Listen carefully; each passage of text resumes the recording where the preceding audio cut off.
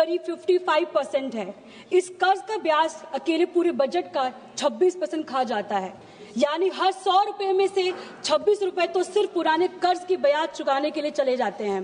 अध्यक्ष महोदय, सरकार ने 12 साल में देश पर कर्ज का बोझ इतना बढ़ा दिया है कि जो पैसा गरीब के घर, किसान के खेत, बच्चे की पढ़ाई और मजदूर की तनख्वाह पर लगानी चाहिए वो पहले ही अधूरा चुकाने में चला जाता है।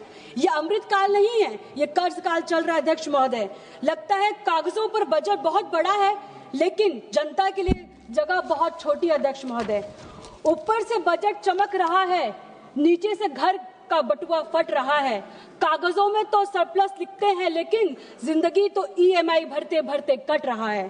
कर्ज बढ़ता जा रहा है, बजट पीछे छूट रहा है, डेब्ट तो एसेट से तेज भाग रहा है। अध्यक्ष महोदय, ये कैसा अमृत काल है जहां आम हिंदुस्तानी का भविष्य गिरवा रखा जा रहा है। अध्यक्ष महोदय, 2019 में इस सरकार ने बड़ी कंपनियों का कॉर्पोरेट टैक्स 30% से घटाकर 22% कर दिया। ये हर साल 1.5 लाख करोड़ की राहत मिली, लेकिन सवाल ये है, ये पैसा कहां से रिकवर किया जा रहा है? मध्यम वर्ग से, किसान की जेब से, नौकर पेशी की सैलरी से। अब इनकम टैक्स कॉर्पोरेट टैक्स से ज्यादा हो गया। अध्यक्ष महोदय, यानी सैलरी पाने वाला आम इंसान, छोटा व्यापारी, वो ज्यादा टैक्स दे रहा है और बड़ी कंपनियां कम।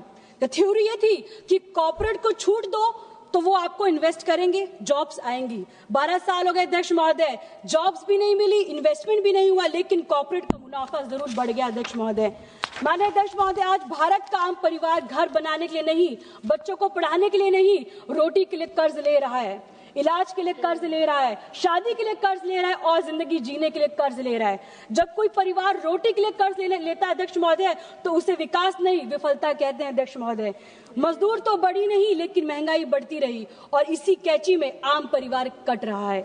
घरेलू बचत 5 साल के सबसे निचले स्तर पर। अध्यक्ष महोदय, ये आंकड़े चीख चीख कर बोल रहा है, लेकिन सरकार के कान बंद है, आंख भी बंद है और मुंह सिर्फ खुलता है तो विकसित भारत बोलने के लिए खुलता है। अध्यक्ष महोदय, मैं ये कहना चाहूंगी आपको कि जनता को करीब 14% मेडिकल महंगाई सहनी पड़ती है, जो सरकार चार्ट में दिखाती नहीं है। करीब 12% शिक्षा महंगाई झेलनी पड़ती है, जो सरकार आंकड़ों में शामिल नहीं करती है। कई परिवार आज अपनी पुरानी कमाई का आधा हिस्सा सिर्फ एक बच्चों की पढ़ाई में लग जाता है और एलपीजी की मांग ने तो हर रसोई को छुआ है और छोटे ढाबे बंद कर रहे हैं, कर्मचारी छटनी हो रही है। अध्यक्ष महोदय, असली महंगाई वो है जो आम आदमी को महसूस कराता है, जो किसी गवर्नमेंट रिपोर्ट में नहीं लिखी होती है। अध्यक्ष महोदय, उत्तर प्रदेश सबसे ज्यादा सांसद इस पार्लियामेंट में आते हैं, लेकिन वहां का पर कैपिटा इनकम आज भी नेशनल एवरेज से भी कम है। इतने सालों में डबल इंजन गवर्नमेंट तो बनी आपकी, लेकिन डबल इंजन तो लगा तो दिया आपने, लेकिन आदमी से भरी ट्रेन खींचने के लिए उस इंजन में दम नहीं। अध्यक्ष महोदय, मैं आपसे ये कहना चाहूंगी कि मिडिल ईस्ट की इस लड़ाई के दौरान अमेरिका ने कहा कि उन्होंने भारत को दूसरे देशों से तेल लेने के लिए अलाउ किया।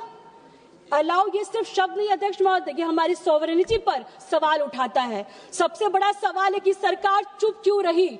सरकार के जो ये लोग रोज बड़ी बड़ी बातें करते हैं अध्यक्ष महोदय, वो आज किसी दूसरे देश के प्रेस कॉन्फ्रेंस में अलाउ जैसे शब्द सुनकर चुप बैठे हैं। अध्यक्ष महोदय, 1971 में इंदिरा गांधी जी ने प्रेसिडेंट निक्सन की धमकी को नकारा था, अटल जी ने पोखरण के जरिए दुनिया को जवाब दिया था। आज हम अलाउ सुन रहे हैं और सरकारी किसी भी व्यक्ति की तरफ से ट्वीट नहीं आया। अध्यक्ष महोदय, मैं आपको ये कहना चाहती हूँ, ये कैसा आत्मनिर्भर सरकार है, ये कैसा देश है। मगर मैं ये कहना चाहूंगी, चिप भी विदेश का है, एआई भी विदेश का है, तेल भी विदेश का है, ऊपर से इजाजत भी अमेरिका दी हमें। ये कैसा आत्मनिर्भर पल रहा है अध्यक्ष महोदय। वेवा लेकर भी खुद को ग्लोबल लीडर बताने से सबसे बड़ा विडंबना है। अध्यक्ष महोदय, जब अपना फ्यूल भी दूसरे के लाइसेंस से मिली तो देश की सॉवरेनिटी पर सीधा सवाल उठता है। अध्यक्ष महोदय, भाषणों में तो आत्मनिर्भर है, फैसलों को किसी और के अलाउ का इंतजार करते हैं। अध्यक्ष महोदय, ये लोग G20 देशों में फीमेल वर्क पार्टिसिपेट सबसे कम है। अध्यक्ष महोदय, भारत में 20 से 29 साल की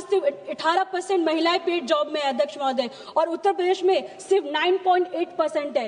रूरल सिक्योरिटी पर खर्च नहीं है, यानी उसकी सुरक्षा भी नहीं है और रोजगार भी नहीं है। और ऊपर से नारी शक्ति नारा थमा दिया जाता है अध्यक्ष महोदय। नारी शक्ति बैनर पर लिखने से नहीं होता अध्यक्ष महोदय, बजट में दिखाने से होता है। मैं आपसे कहूंगी 2 मिनट मुझे और दे दीजिए बोलने के लिए। और जीडीपी में मैन्युफैक्चरिंग का हिस्सा बढ़ने की जगह घट गया है अध्यक्ष महोदय। जब हम 100 रुपए का फोन मेक इन इंडिया कहकर बेचते हैं और उसमें 85 का सामान चाइना से आता है, तो इस मैन्युफैक्चरिंग नहीं, इसको असेंबली कहते हैं अध्यक्ष महोदय। असेंबली को मैन्युफैक्चरिंग का नाम देना ही डाटा का हेराफेरी अध्यक्ष महोदय। सेमीकंडक्टर मिशन 1.0 आया, 2.0 आया, अनाउंसमेंट हुए, लेकिन